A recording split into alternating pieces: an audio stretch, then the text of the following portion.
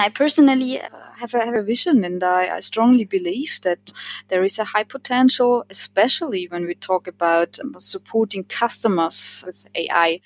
And I mean, we are already doing cases. We are already working on data-driven business cases, on AI use cases. We drive things forward.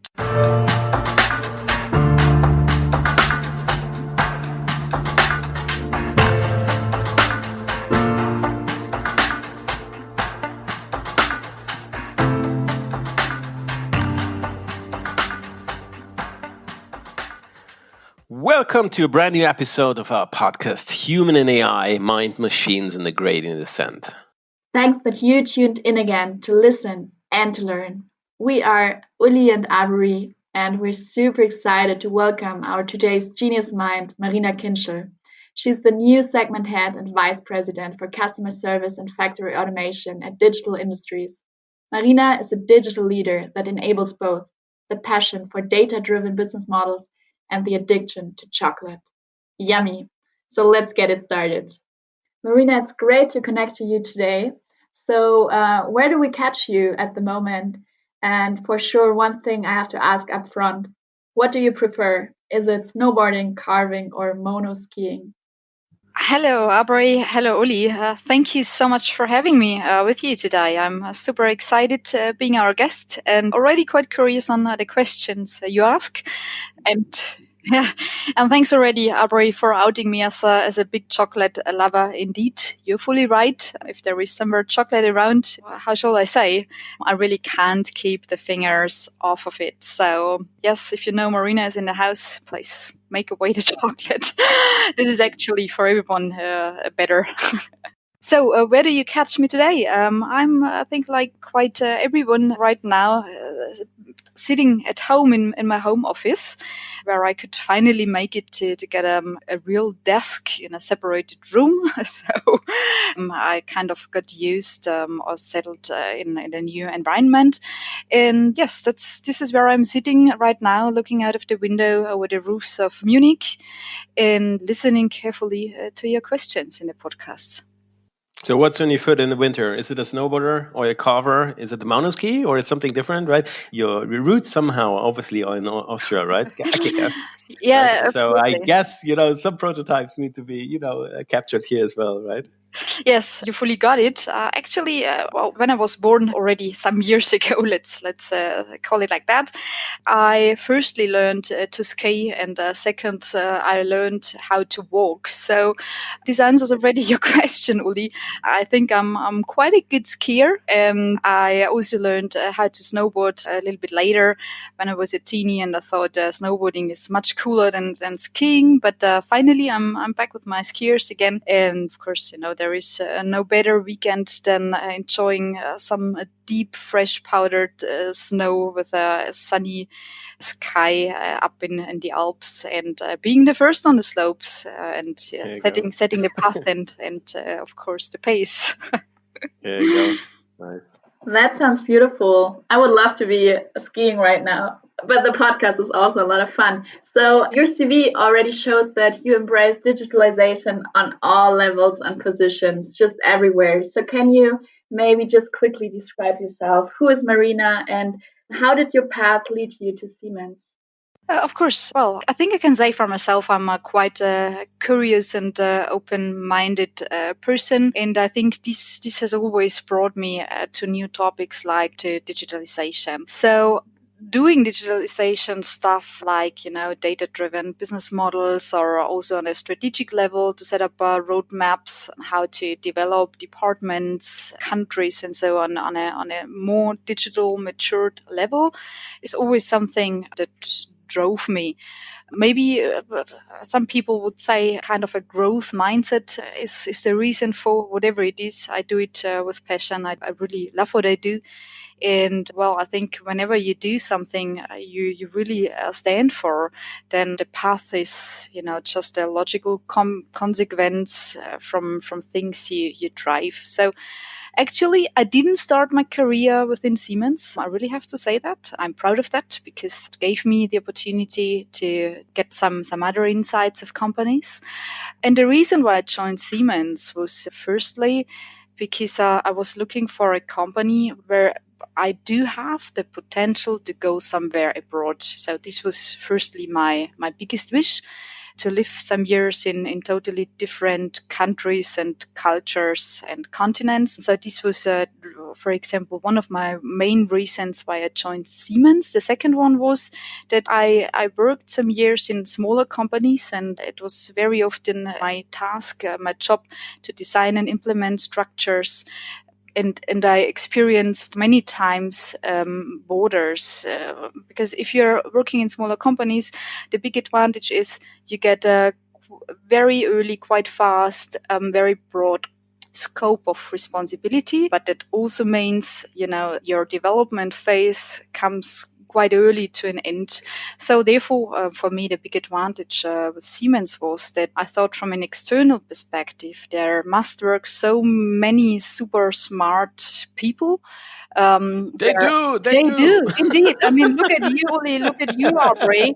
They do. I 100% can confirm that. And I thought, if there are so many smart people working and there are so many different fields, actually, it must be possible that I will never come to a point where I think, okay, there is nothing I can learn anymore. So this was really something that excited me, and one of the reasons why I've joined Siemens.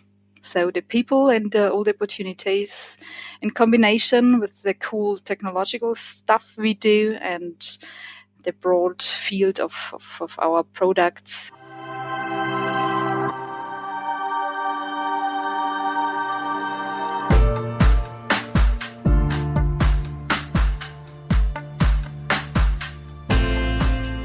Yeah, actions follow the passion, right? And if the passion is bold enough, then the actions are intrinsically, driven. And I guess one of their passions is obviously, was thinking of data driven, right? This is also where we somehow, had first context. We know what impact has an AI, and AI is at least machine learning is significantly fueled by data, right? And so, what's the data models associated to that? So, provoking questions right in the beginning, right? Everybody says like data is the new gold, or is it, or is it the new snake oil? Basically, what do you think? I mean, if you ask me, and I'm asked for now, I strongly believe that there is a very high value in data, and especially in data-driven business cases. The question is, I mean, if I hear you right, Uli, is that still new? So is data a new gold? I personally think it depends who you ask. I hope you and I and Avery, we think, no, that's not new anymore, because we're dealing with data already since some years. And you, Uli, probably for your whole lifetime, I assume. But, it's not new for everyone, and that's still okay. I mean, we have a way to go, and we have to develop ourselves, our company, and also our customers on the right way on how to bring value in with data. So I think if we do that on a very, very smart and creative way, maybe data can be even more than gold. Maybe data can be, I don't know, something like diamonds. Maybe. But I mean, data by itself doesn't bring any. You mean produced under pressure? Is that Right? maybe something, right? If we crunch it hard enough, right, with machine learning optimization, right, we end up at the diamond, right? Nice Yeah, feeling. Uli, so Love with it. you with your AI lab, you can be the new diamonds machine from Siemens. There you go. Maybe it depends. So I think it depends really on how creative we are when it comes to deal with data. I mean, data by itself, they hardly have any value. The question is, how can you make data valuable? Goal directed, right? Targeted and purpose driven, application driven. Okay, nice. Yep. Nice. So, Marina, we live in a world where the only thing that is certain is change. So, like for us to be able to adapt in a lean way, in an agile way, is really the key. But how do you drive those transitions within customer service and factory automation? And what are challenges that typically arise? Yeah, well, thanks for asking that very important question. Indeed, I think in days where we live now, change becomes more and more important. I mean, yes, we hear that already since years, but I think it was never so transparent and so visible for everyone that there is really an urgency to do and to change something. The question is always, why do you start a change and why do you think there is a change? So it's always the question, the main question on the why. And I think this was the most difficult question for factory automation. So my previous function, where we run through a huge change, and we changed the whole organization. For factory automation, it was as double as difficult than for many other fields, because normally every one of us, you and I, we like to stay in our comfort zone. And normally we only start to change something when we feel something like pain. Otherwise, the pain is lower when we stay where we are. But the question is, how do you leave your comfort zone? And when do you leave your comfort zone? And again, why do you leave your comfort zone? It's quite easy to say, change happens, we need to change. So why not getting out of the comfort zone? This is quite an easy sentence, but when you really think about that, what it means, and you think about when did you personally get out of the comfort zone, or when I challenged myself and I said, okay, when do I get out of my comfort zone? And well, some examples come up to my mind, but not so many, because it is the most natural thing to stay where we are. And in factory automation, the difficulty was or still is that factory automation is a very, very successful organization. So that means you can't argument on a base like, we are losing market shares, we are losing customers, the pain is bigger, the pain gets bigger, so we need to change something. We haven't had these arguments, even though we understood based on the benchmark we did and all the master plan activities that if we want to stay competitive, if we want to keep on staying that successful, we really need to change us internally wise. So this was actually the benchmark was the beginning where we figured out, yes, there is something we need to do, even if you're sitting on a very comfortable level, let's say it like that. But if we want to be where we are, we better change something. And yes, as you mentioned it right, Aubrey, we faced challenges. We are still facing challenges. And I think like in every organization or with every change, it's always about getting the people on board and getting everyone enabled, helping everyone to understand why we are doing that, getting the commitment and the support of everyone, because at the end, it's about the people who need to drive the change. And if they don't believe in that, it's going to be kind of impossible from my perspective. Right. So getting out of the comfort zone means basically change. And there might be also like resistance. But how do you really ensure that everyone is prepared for the transition and everybody's on board? Is it just like talking to them, making it transparent that it's like urgent and that it's key to do it? Or is there also something else? You mentioned very valid points. Firstly, you need to create a sense of urgency. Secondly, you need to enable everyone. And thirdly, at least this was a main point for us, we understood that we have to become, and this is the same for customer services, we need to become a very agile, flexible, adaptive and learning organization, or adaptable learning organization. And again, here the question is why. We need to compete more and more with companies who have a very solid standing in the IT sector, for example, where Agile and Scrum are a fixed part of their DNA, but it's not for us and for our business. So we need to learn that. So firstly, yes, it's a lot about training and learning, and lucky us, we get the support of the Future Fund, which is offered by Siemens headquarters, to do all the structural changes and to get the financial resources, or at least some support of that side. So we have a very structured plan, a development plan for our organization. We know which competencies we need, and therefore we try to enable step by step our colleagues, our people, to get into the new roles. This is one part, but the second part, like in every change, I think it's a lot about communication, and you can't do too much communication to get everyone on board. Yeah, change management in a large corporation, right? Super Right. tricky. In So addition, I yeah. guess, Hmm. yeah. So, and I guess, right, if you say like we need to, even though we don't have maybe the super pressure, right, and the urgency, but we still need to feel the friction a bit, that, hey, well, let's move together, right, and adopt to new skills, and skills may arise over the years, right? Obviously, one aspect is softer competences, because obviously also machine learning or business driven services, are fueled then by some kind of software. So software competences may be one of that.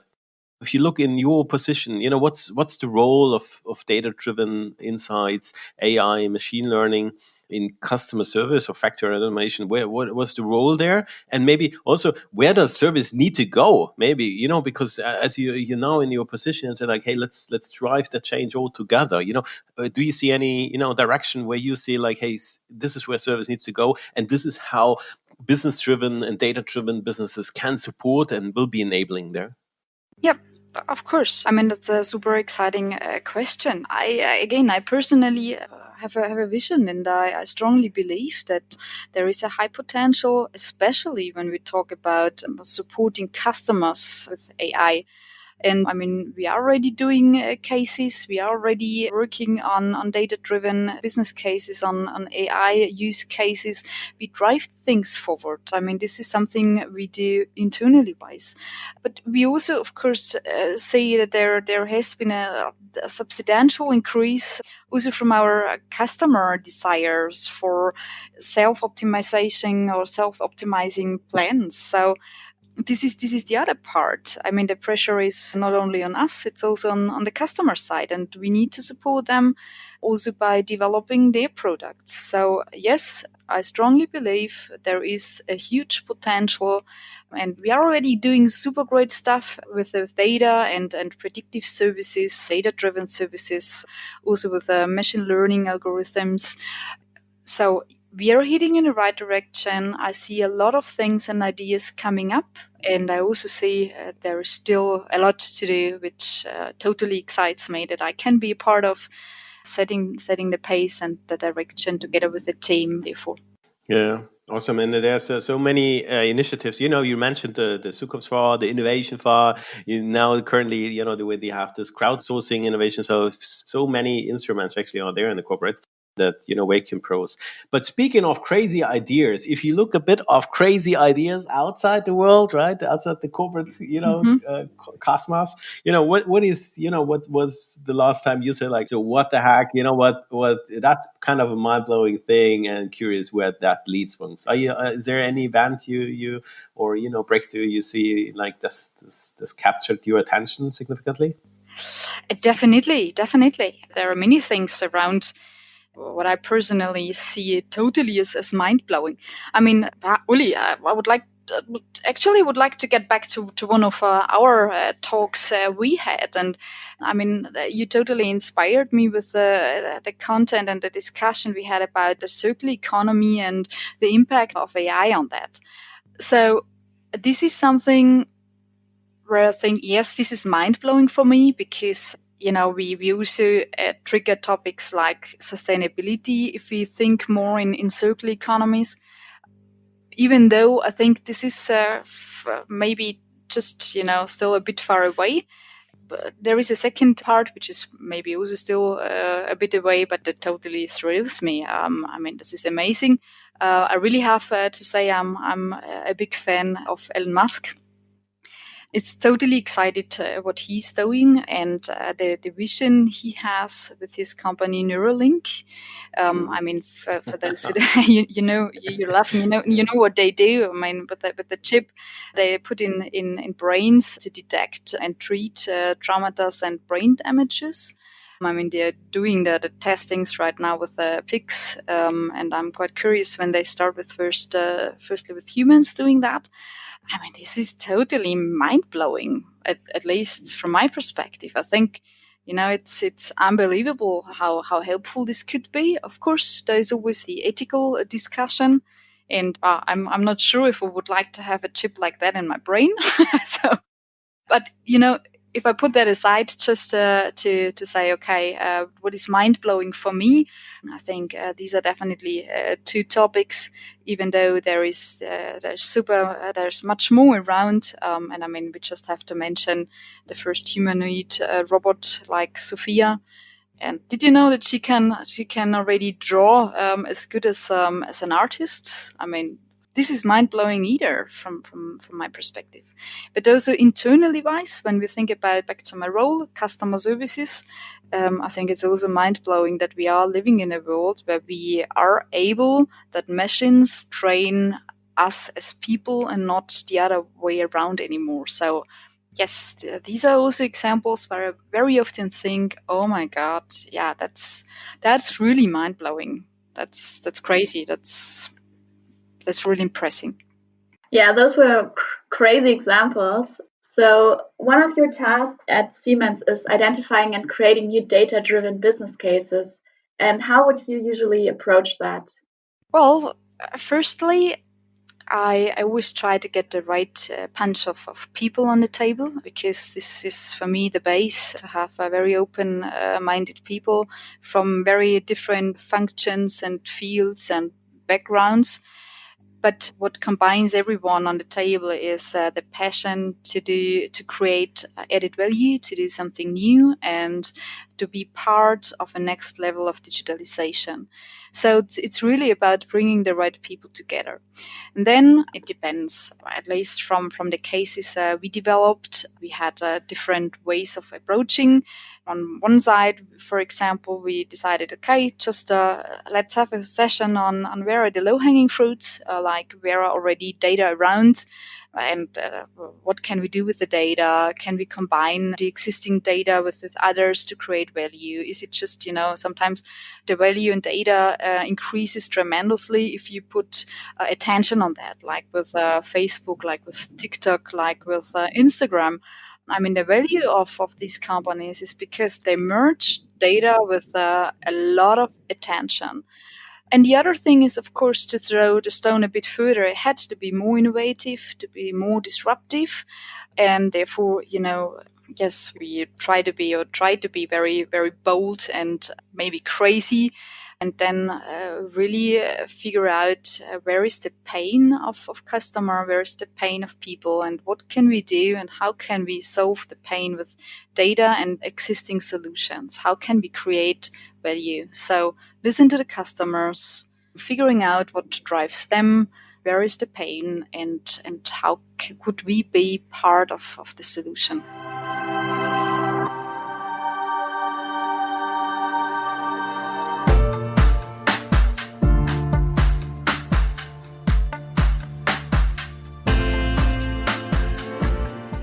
Marina, I also have another question, which is rather personal because you've already worked in many different areas and many different places. Which is the greatest lesson that you have actually learned in the past and that you maybe would like to share with the audience? The greatest lesson what I've learned was definitely in my previous function when I was part of the factory automation team. So before I joined customer services, and I was part of a team to set up the whole data topic and to drive the data topic, which was really new by that time, at least for us.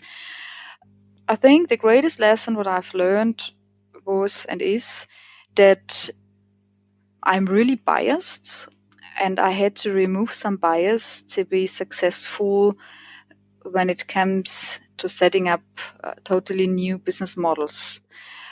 Why? Because to be honest, I mean, we started with a quite a clear task from our management, and the task was to evaluate what we think could be possible with data and what not, and if we can build up a data strategy, and if this would be useful or not.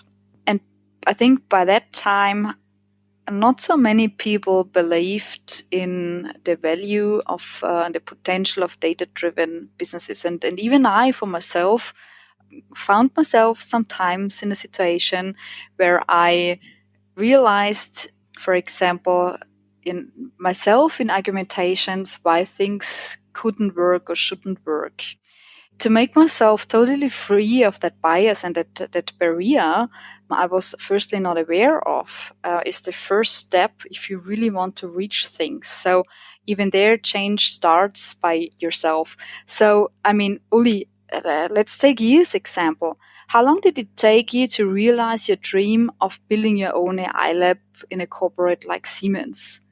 Have you ever thought 7 or 10 or 12 years ago that this would have been possible? I guess not, right? And it takes partners, right? It takes big friends, stakeholders. It takes a lot of, this is not something, I guess, you just build by yourself. Nothing has been, in many cases, but obviously it's the passion that drives you. And one lessons I've learned, if you ask me, right, is, in large corporations, you can do almost anything you want. You just need to do it. Yeah, right. Right? Right. Don't ask when Yeah. somebody is saying, hey, you know what, let's do that, right? Yeah. You can almost do anything, but you really need to, You be need to believe in really that. tolerant, Yeah. politic tolerant, and say like, I don't care, let's do that together, right? And this is somehow, right? Absolutely. And this was exactly what I tried to talk about. I mean, move your own barrier, that you start believing in what drives you. And I mean, if you would have known that it is possible to build up your own AI lab within a corporate world, you might have started that earlier. Of course, you always need to find the right time for the right topics, but this is kind of a bias or a barrier everyone builds up for him or herself. And I figured out by myself that this was a bias I really need to get rid of, because within Siemens, everything is possible. Wow, I love that. That's very inspiring. Just moving barriers, being brave. That's, I think, a very good end to this session. Time was really flying. But before we call it a day, I want to play authentic autocomplete with you. So let me give you for the closing a couple of sentence starters and you will finish. And I think, Uli, you got the first one, right? All right. Okay, finish up, Maria. Chiffon. Well, yeah, that's the best way to spend your time on a weekend during winter. Amazing. Second, Siemens is.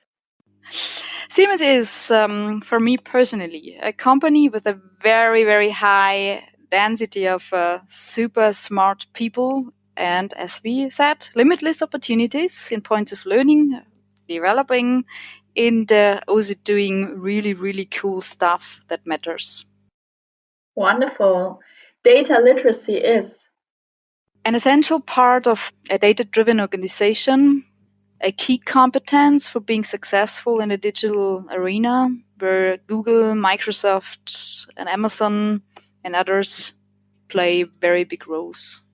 Really nice. Innovation is. The key to survive and thrive. It's crucial to survive. It's grow and the lever to grow and being successful as an organization. And the base for innovation is something like an experimental mindset and culture. Amazing. And last but not least, Corona has taught me. That digitalization is more than ever key to survive for everyone. And so I believe will be data and AI.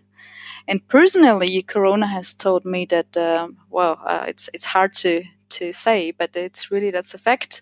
My partner is a much better cook than I am. Amazing. Thank you so much, Marina. Thank you too. Thank you, Avery.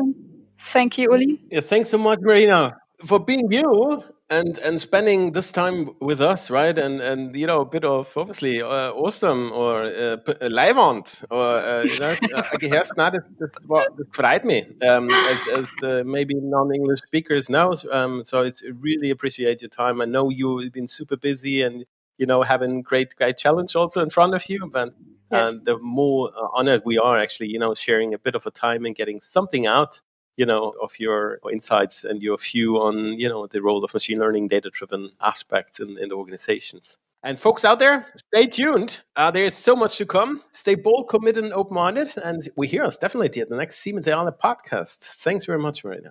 Thank you, guys. Thank you so much for having me.